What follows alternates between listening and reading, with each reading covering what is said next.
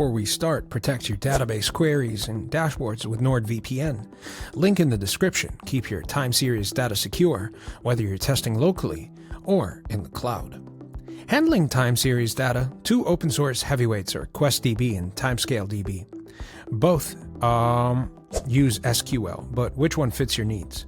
Let us compare it. QuestDB is a highly performative open source TSDB written in C++/Java, built for blazing fast ingestion and queries directly on minimal hardware, even a Raspberry Pi. It offers SQL with time series extensions like sample by, latest on, as of join, columnar storage, SIMD optimizations, InfluxDB, and Postgre wire protocols, and support for Parquet and Apache Arrow.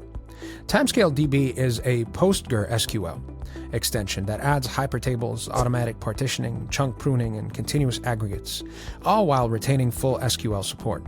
It provides columnar compression, multi-TB scalability, time bucket functions, built-in data retention policies, and can scale query capacity with read replicas and managed cloud tiers.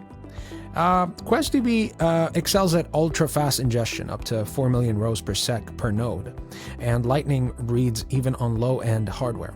TimescaleDB offers mature SQL ecosystem compatibility, reliability, advanced compression, and managed cloud tools, ideal for enterprise and OLAP-style workloads. Think hardware efficiency and raw performance versus Postgre SQL familiarity and analytics power.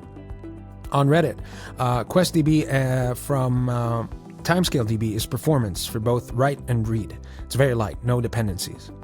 And another note, Timescale's strength in SQL queries, aggregates, and joins, but points out compression can complicate late arriving data ingestion.